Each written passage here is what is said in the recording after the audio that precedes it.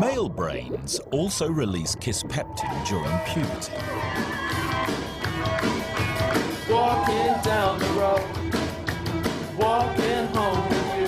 The flood of new hormones stimulates the testicles to start producing sperm.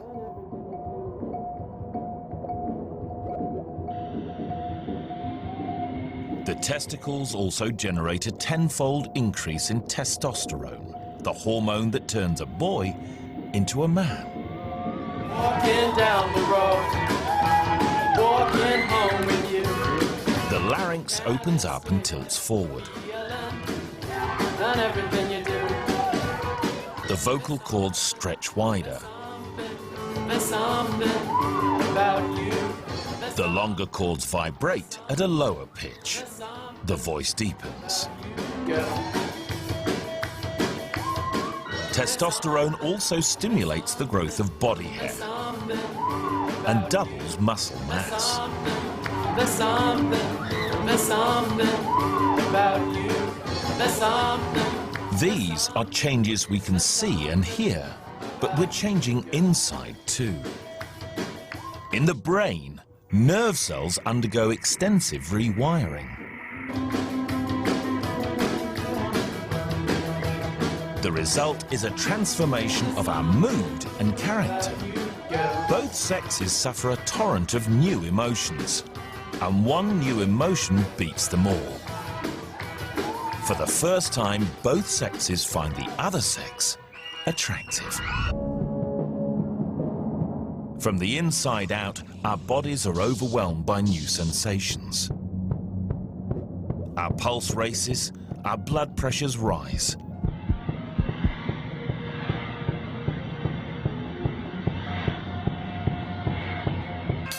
Our lips gorge, our cheeks flush with blood.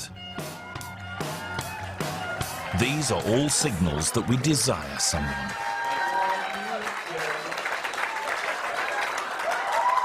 And sometimes, that desire turns out to be mutual. In adolescence, another major life milestone, our first kiss.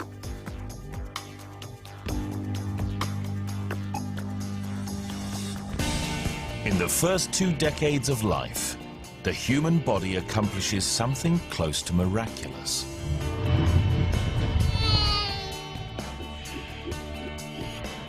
We're nearly 4 times our original height. We're 21 times heavier. We've digested nearly 9 tons of food. Our heart has beaten over 1 billion times, and our lungs have drawn 200 million breaths. Finally, we're ready, in mind and body, to become an adult.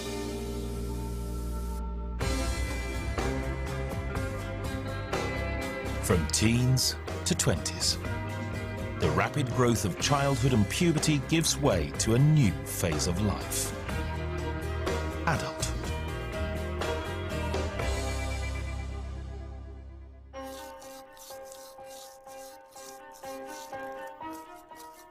The 20s are our peak years both outside and in.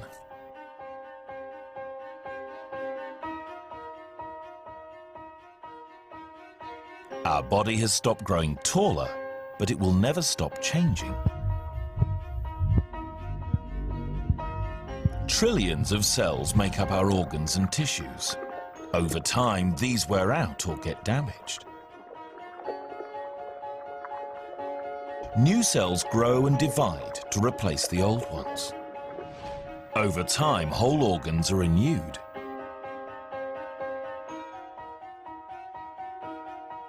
We get virtually a brand new body every 2 years.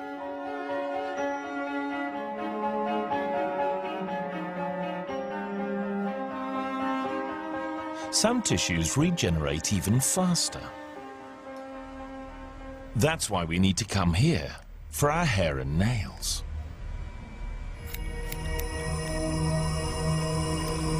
Hairs are made from modified dead skin cells.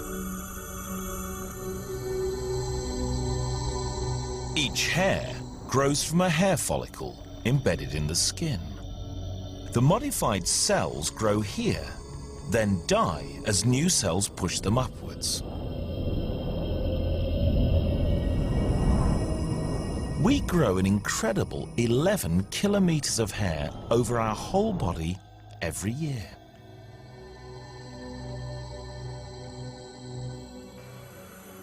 Our hair grows whether we want it to or not.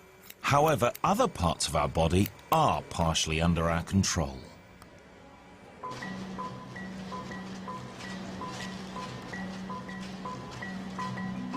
Choices we make now, like taking exercise, affect us for the rest of our life.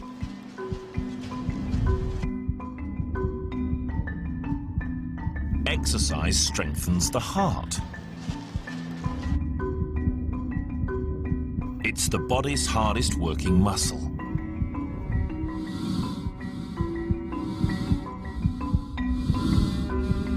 Exercise also makes our heart muscle more efficient.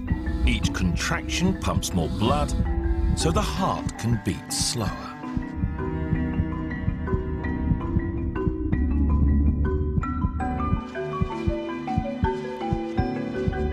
It's a similar story in the lungs. Exercise stimulates extra capillaries to grow, so we absorb more oxygen with each breath.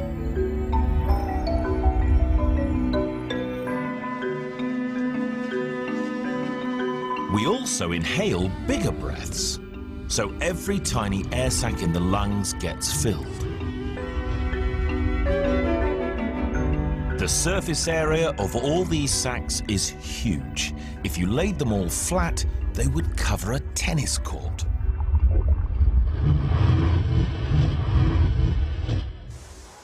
Working out also strengthens our skeleton. Exertion puts pressure on the bones. That encourages the bone cells to renew bone fibers. Specialized cells called osteoclasts eat away at old or damaged bone.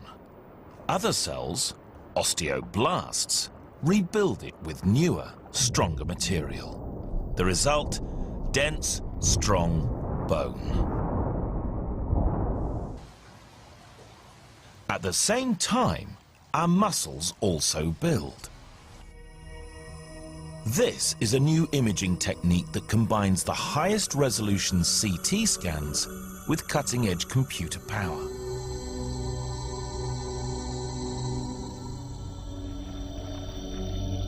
It's called Volumedic,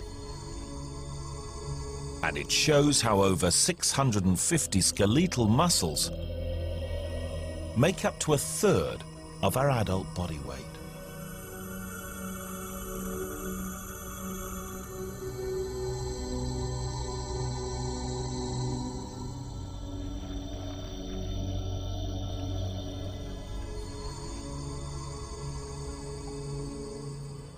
Muscles are made up from bundles of fibers. A good workout rips these fibers apart. When our cells repair the damage afterwards, they add extra material. The muscles grow back bigger and stronger through choices we made. Unfortunately, some choices are less beneficial.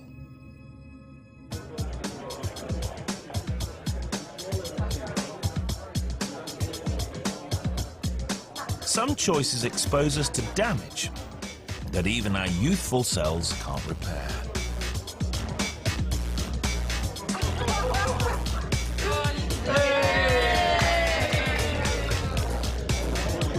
Parties are part of life in your 20s.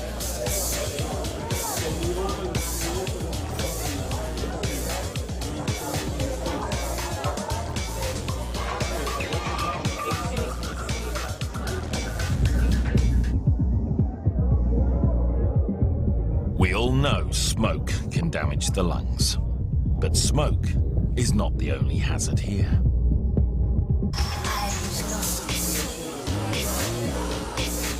From the day we were born, our ears have been gradually damaged by loud noise.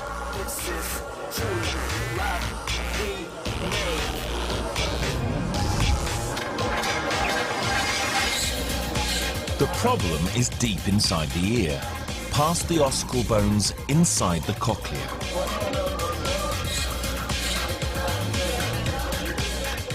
These fine hairs, the stereocilia, turn sound into nerve impulses, but they are very fragile. Loud noise destroys these irreplaceable cells. The hairs that respond to high frequencies are most affected, possibly because loud, high-pitched sounds shake their foundations more violently.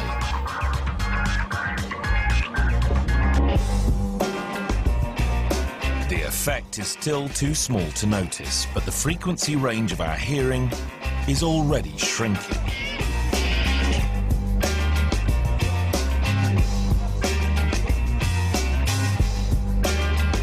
Another source of damage is alcohol.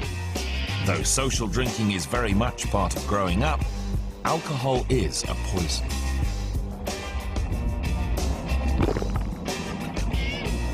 As we absorb it into our bloodstream, it affects both our organs and our state of mind. A few drinks raise the heart rate and blood pressure. It makes us feel relaxed. We lose our inhibitions and our fine coordination.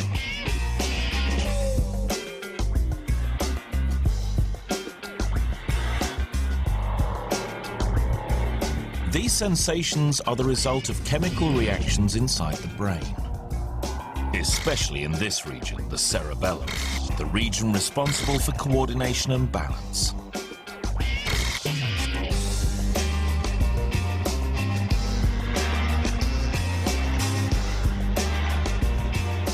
Alcohol causes a chemical imbalance in the neurons. While some synapses accept signals more often, others become blocked.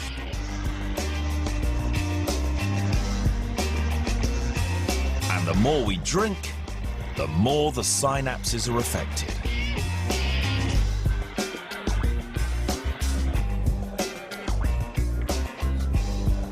Alcohol also fools the brain into thinking we've drunk too much water.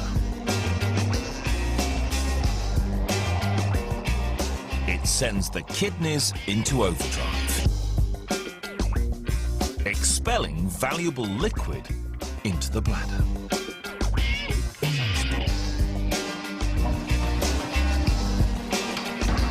We might not feel dehydrated now, but next morning, it's a different story.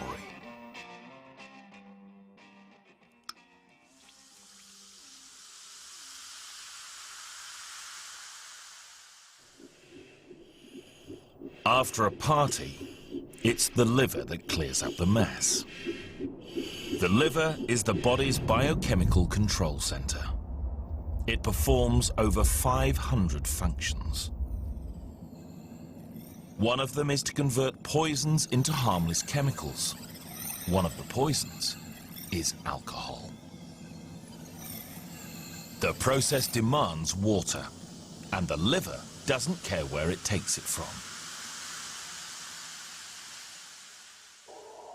The brain is 75% water. When the liver demands water, it's the brain that suffers.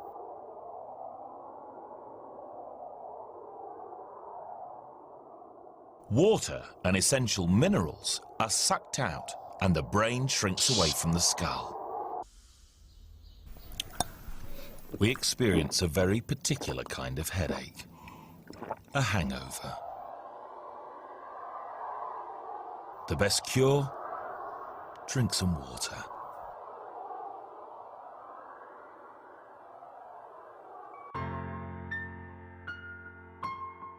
Time passes, and we get to know our limits.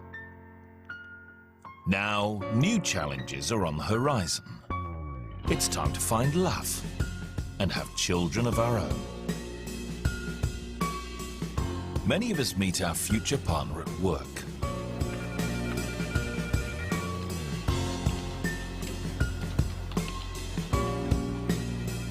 We may think the attraction is social or physical, but a lot of it is biological too. We use our eyes to size up our date. But looks aren't everything. Attraction is also about smell.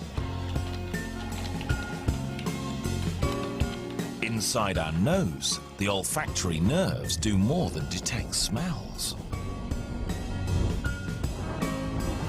They also detect chemicals we can't smell. Pheromones, odorless hormonal messengers we release in our sweat. Pheromones are much more than the body's natural perfume. They carry detailed information about our genetic health and our ability to resist disease. Our brains detect these signals and help us choose a partner with the best possible genes. But love is not just an emotion. It's about chemistry.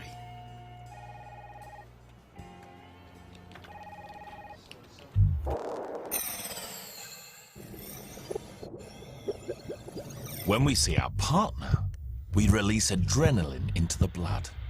Our heart pounds, we can't sleep.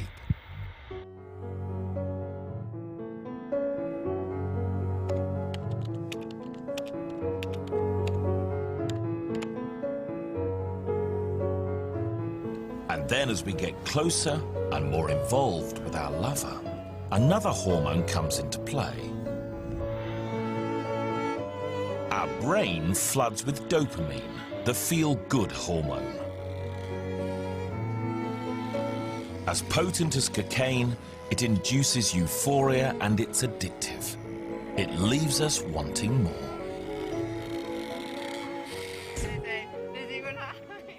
Eventually, after a time together, we start thinking about the final stage of love. Commitment, marriage, and even kids. Love, both chemical and emotional, wins the day. It's a relationship we hope will last a lifetime, and the process of long-term bonding is chemical too. Sex isn't just about procreation or recreation. It also strengthens the bond between lovers.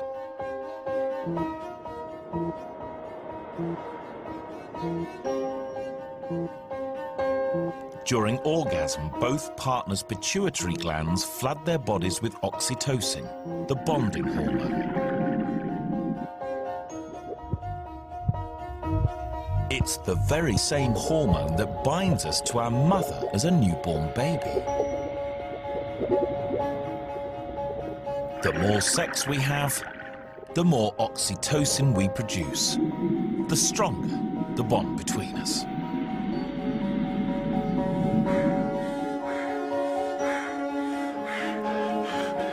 Some anthropologists believe oxytocin could be evolution's way of creating a bond that's strong enough to keep parents together through the trials of parenthood.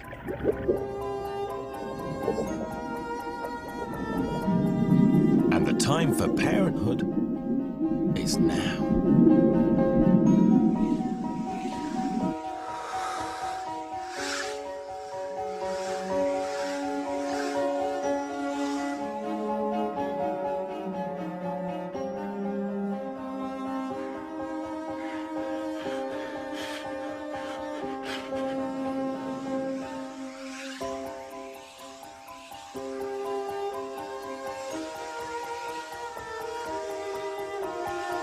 An egg, the largest cell in the human body, ripens and bursts from the ovary. It begins the same monthly journey hundreds of others made before it. While earlier eggs were lost in menstruation, this one is destined to become a baby.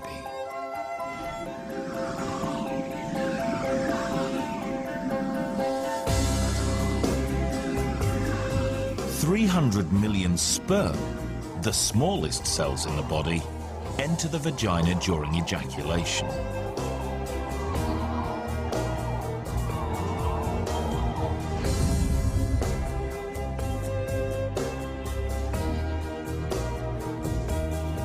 They have a tough journey in front of them. First, they must survive the hostile environment of the vagina. Its secretions are acidic to prevent bacterial infection, but they also kill sperm. Most of the sperm are killed before they reach the cervix.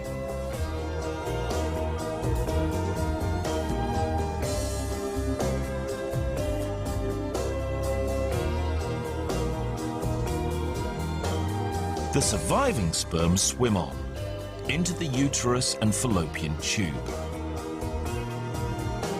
Muscular contractions in the walls of the fallopian tube help the sperm towards the egg.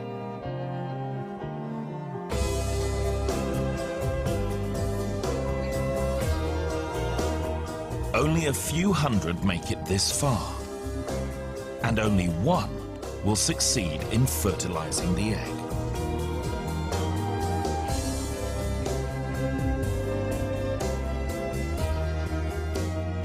This truly is survival of the fittest. Only the most viable sperm with the best DNA will survive to pass on its genes.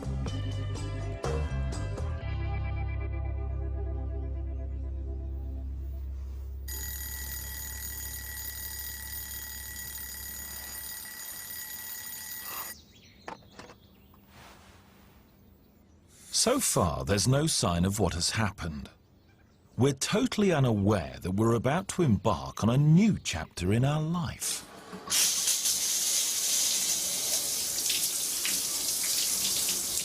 Over the next 40 weeks, a single cell will develop into a baby. Often, the first symptom is morning sickness.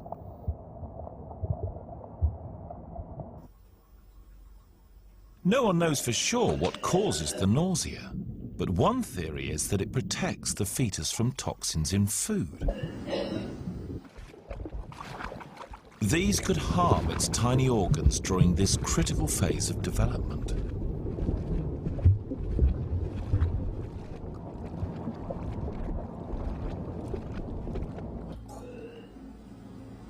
Another theory is that nausea is a side effect of the mother's immune system, as it weakens to avoid attacking the developing embryo.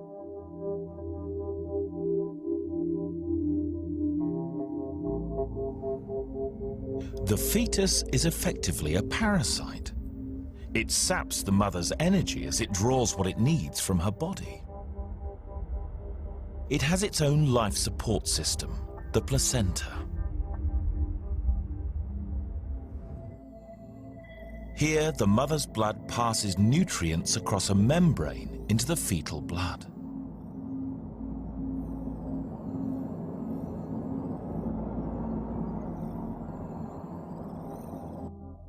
Thanks to this constant nourishment, the baby grows over 850 grams in 10 weeks. And the uterus expands up to 1,000 times its normal size just to hold it.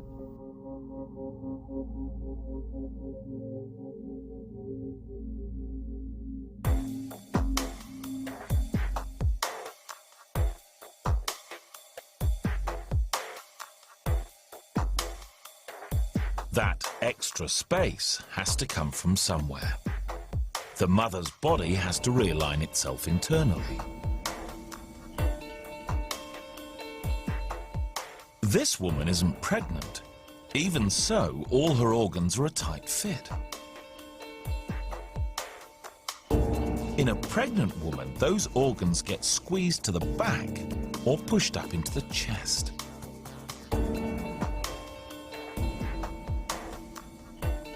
Not only are the organs squashed, but now they are working for two. The lungs and heart have to work harder than ever before. To make space, muscles and tendons in the spine relax. It curves out of normal shape.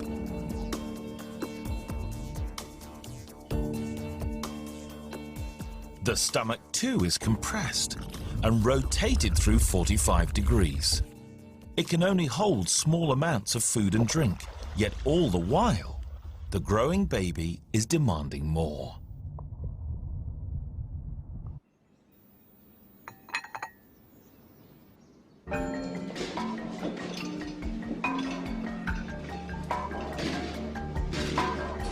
Finally, after 9 months, it's time to give birth. Pushing out a 3-kilogram baby is quite challenging.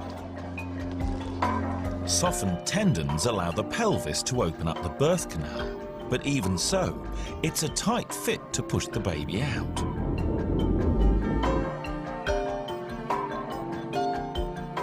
Volumedic shows the claustrophobic route it must take, with a tight twist to get round the tailbone.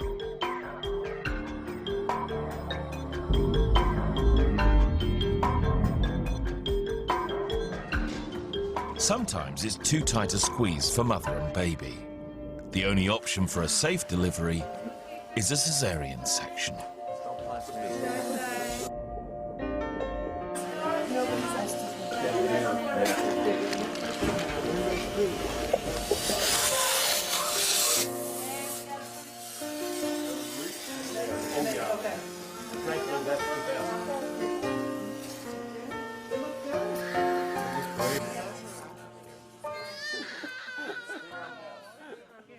From a newborn baby to becoming a parent ourselves.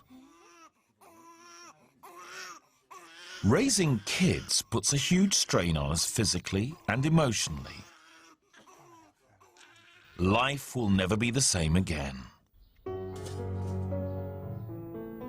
Our 20s are behind us. Our body is about to enter a new period of change as the aging process takes hold. The story of human life continues. From the peak years of early adulthood to the joy of becoming a parent. As our children grow older, so do we. Our body is about to face the next challenge. By this time of life, our body has already peaked.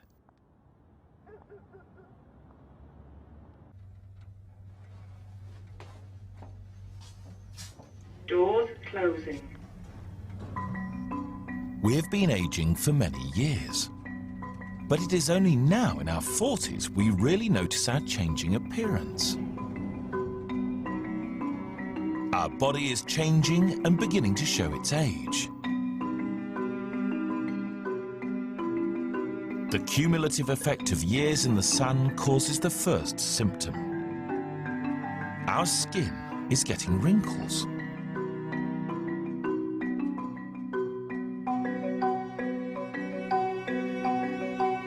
Since birth, we have been replacing our skin at an astonishing rate. We can make up to 40,000 new skin cells every minute. These replace the dead cells we're constantly shedding.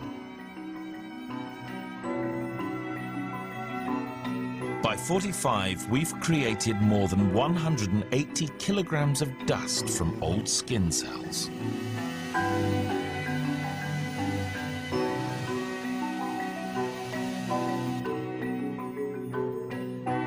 Our skin cells are never more than a month old, even in middle age. Wrinkles are not caused by damage to the cells. The problem is the stuff that binds them together. Collagen. Ultraviolet radiation in sunlight triggers a molecular chain reaction which degrades the collagen. The fibers get thinner and break.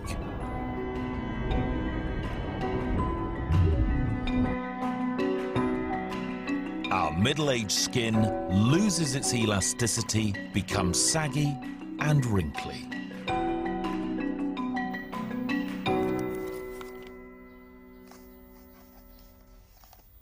Our eyesight is also changing.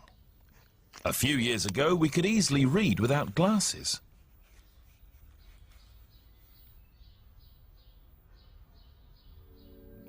The problem is in the lens. Inner lens cells, along with heart cells and most brain cells, are among the only cells our body never replaces. They're exactly the same lens cells we had as a baby. As we get older, the lenses gradually stiffen. They focus less well. Our eyes also start to dry out. We produce a film that lubricates the eye. Now, we're producing less of it, and fewer tears to flush out debris.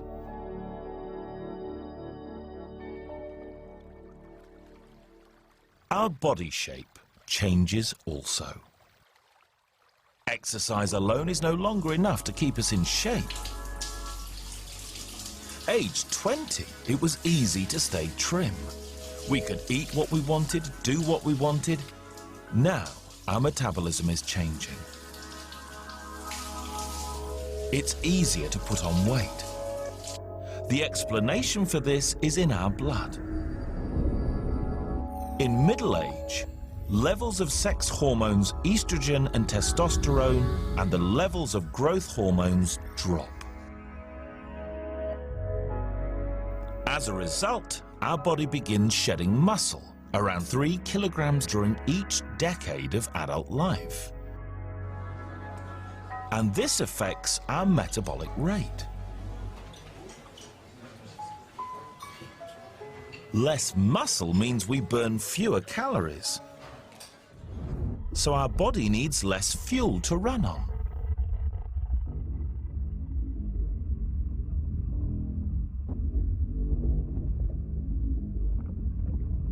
If we continue to eat like we used to, the surplus food gets converted into this: fat.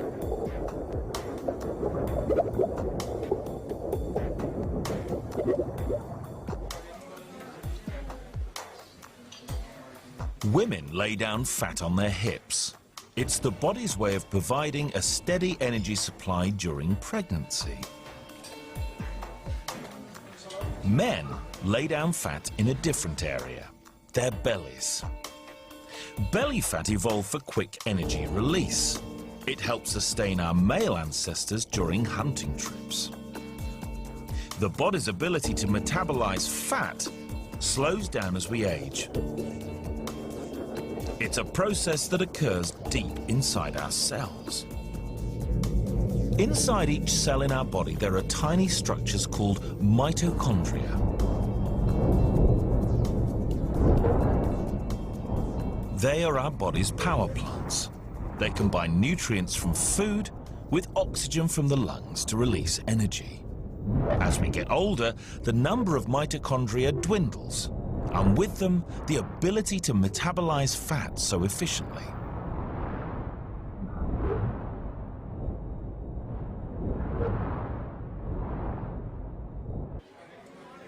Sometimes, too many calories and a drop in metabolism can be a lethal combination. Excess fat is much more than an extra inch on our waistline. It fills almost every cavity in our body.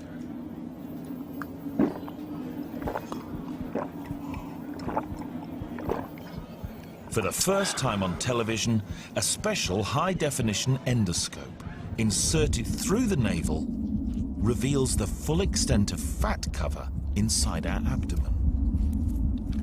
The intestines are smothered in yellow fat deposits. Fat finds its way into the body's internal cavity, even inside our blood vessels.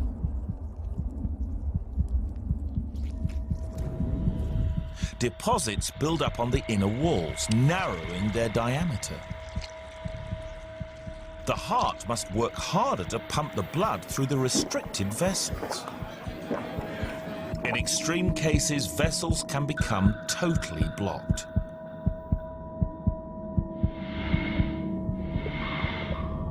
And if fat blocks the arteries that supply the heart, the results can be fatal. The heart muscles are starved of oxygen and nutrients and risk going into spasm.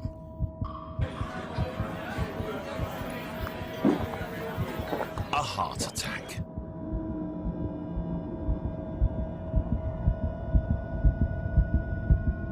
Heart disease is the biggest killer in the Western world.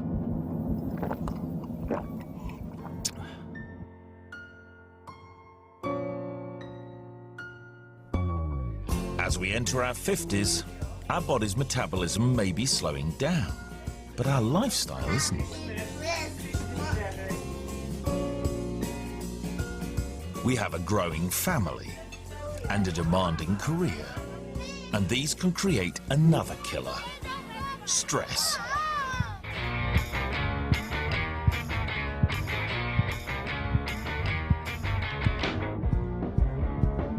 We all recognize the outward signs of stress: sweaty palms and shortness of breath, a dizzy feeling.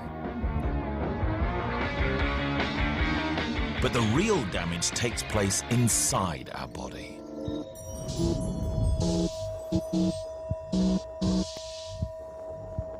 When we're stressed, the body instinctively shifts into the fight or flight mode.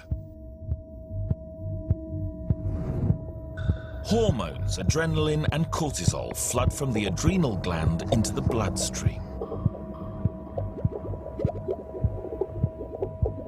This makes muscles contract, arteries constrict, and heart pump faster, increasing blood pressure.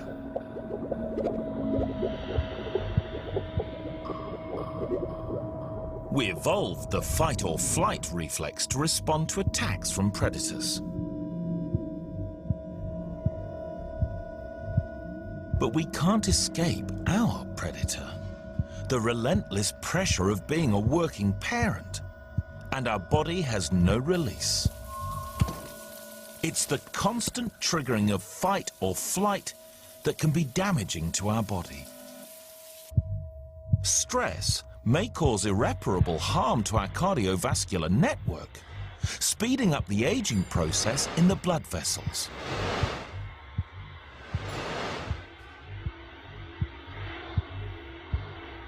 The high blood pressure damages cells in the artery walls. They become stiff and thick.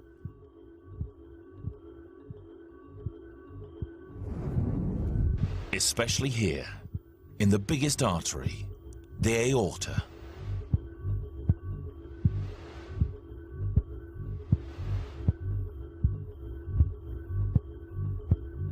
Arteries with stiff walls restrict blood flow around the body. Our blood pressure rises, so our heart must work harder. It's a vicious circle. The more stress we experience, the more we damage our blood vessels. And the more damaged our blood vessels, the less able we are to deal with the effects of stress.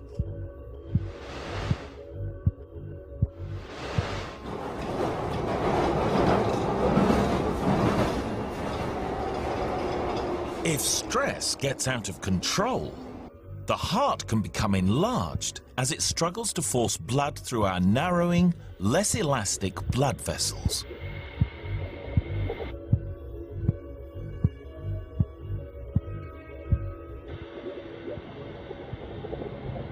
High blood pressure can also rupture blood vessels in the brain, causing stroke.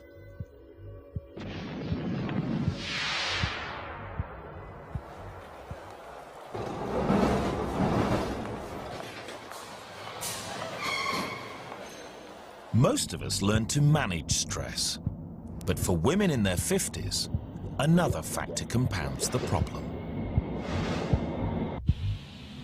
menopause.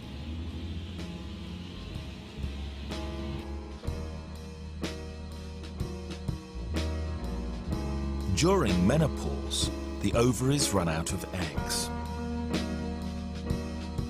They also stop producing the sex hormones, estrogen and progesterone. It signals the end of a woman's reproductive life. As the supply of hormones winds down, it upsets the balance in the regions of the brain responsible for mood, sleep, and temperature control. When the hypothalamus is thrown off course, Hot flushes occur, moments when the body can't set its thermostat correctly. It's not just the brain that's affected, bone and muscle tissues also weaken.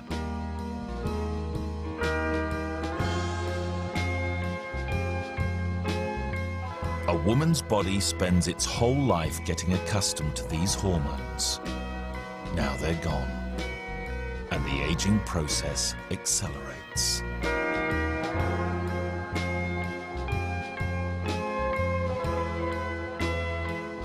As children leave home and we retire from work, our body enters a new phase in life. Old age has arrived.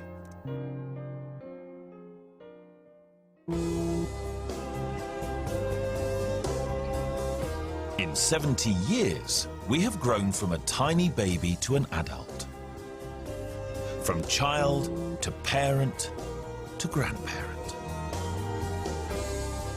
The aging process began several decades ago. Now we are in the grip of old age. It's the final chapter in the journey of life. When we retire from work, our lifestyle begins to slow. Our body is slowing down too. The outward signs of aging are only part of the story. Our senses are affected.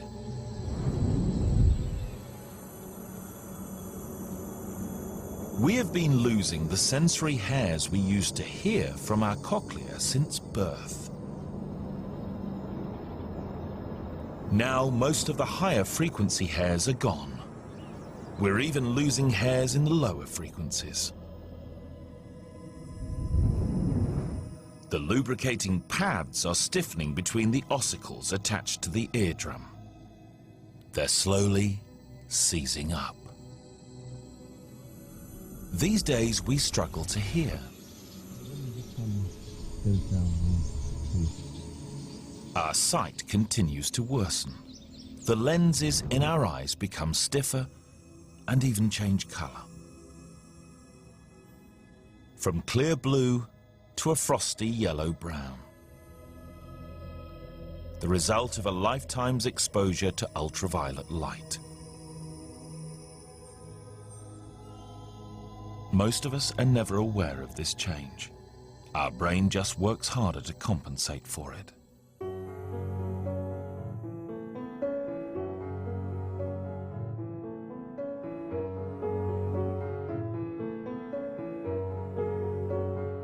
Aging also has a dramatic effect on our skeleton.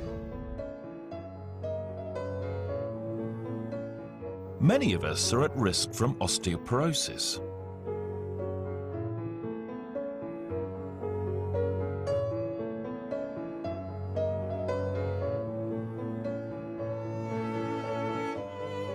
Bone cells are still hard at work, destroying old bone and replacing it with new bone. But old age upsets the balance between them. Osteoclasts are destroying bone faster than osteoblasts can rebuild it.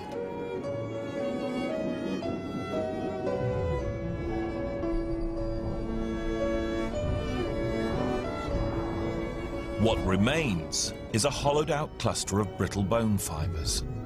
Our bones slowly crumble.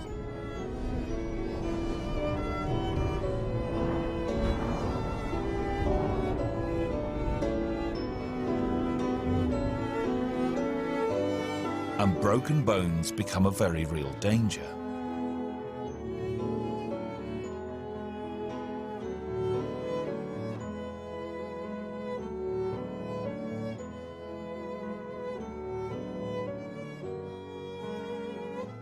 It happens in both sexes, but the hormonal changes of menopause accelerate bone loss faster in women.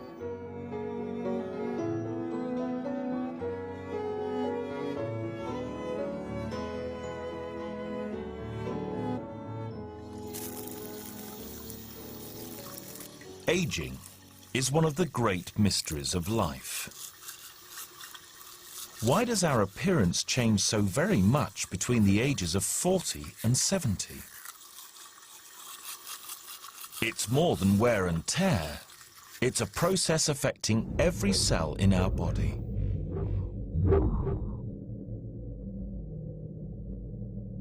Every day, cells clone themselves in their billions. The DNA inside is also copied. As old cells die off, the new ones take their place.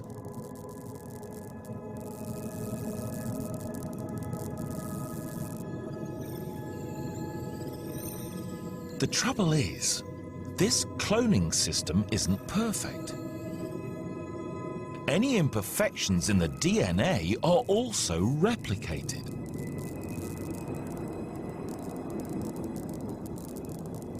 In a lifetime, we make so many copies of ourselves that even the tiniest errors accumulate with time. It's just like using a photocopier. Copies made from copies degrade in quality.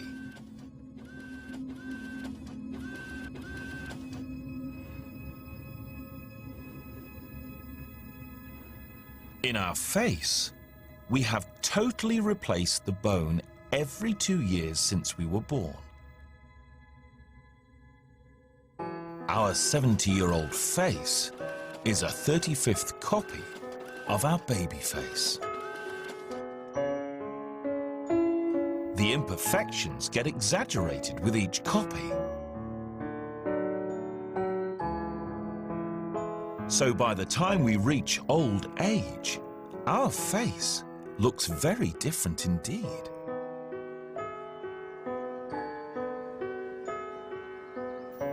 Another cause of aging is in the very air that we breathe.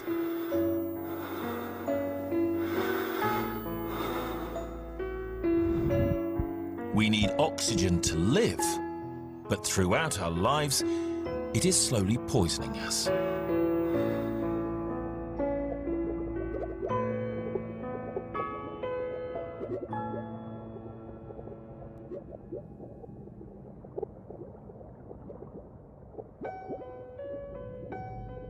Inside each of our cells, our mitochondria are like tiny power plants, combining nutrients with oxygen. They create the energy we need, but just like a power plant, they also produce pollution. In this case, the pollutant is a form of oxygen itself. The oxygen molecules change into unstable forms called free radicals.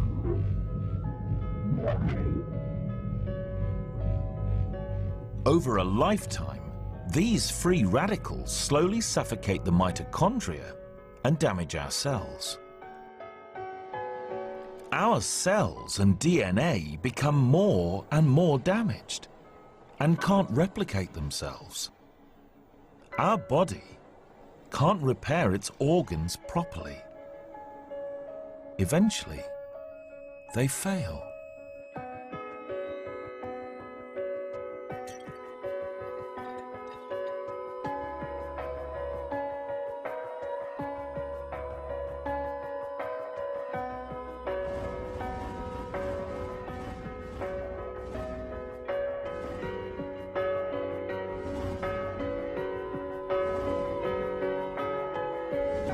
Death, like life, is an amazing biological process, engineered into the cells of the body.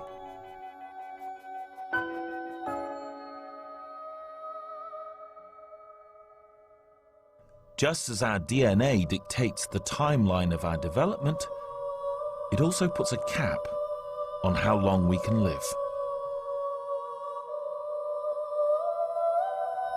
Each time a cell copies itself, it leaves behind a tiny piece of DNA.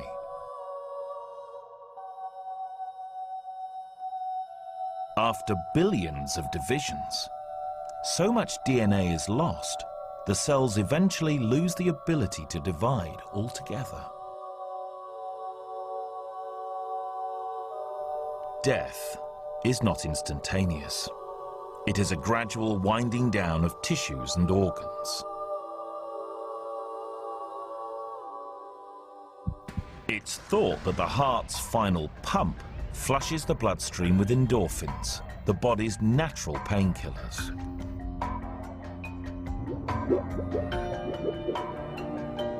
Now starved of oxygen, tissues cannot function.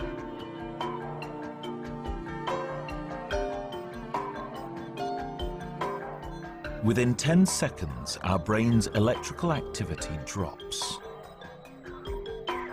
Within 4 minutes, it is damaged irreversibly. Our hearing is the last sense to go. Even after death, some cells stay alive. It can take 24 hours for skin cells to stop dividing, and an amazing 37 hours before our last brain cell fires its final impulse.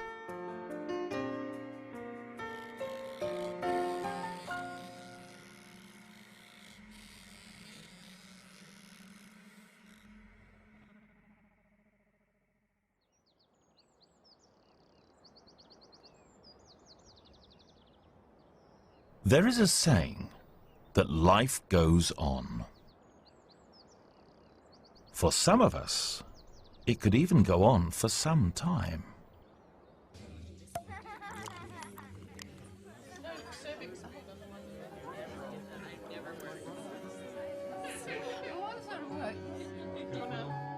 Current trends suggest that children born in the West today can expect to live into their 80s and beyond.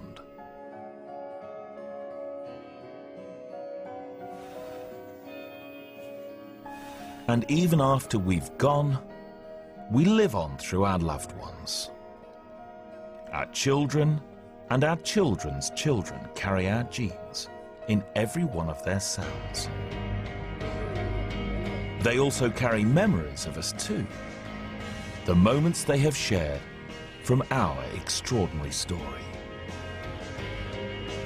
All journeys must one day end.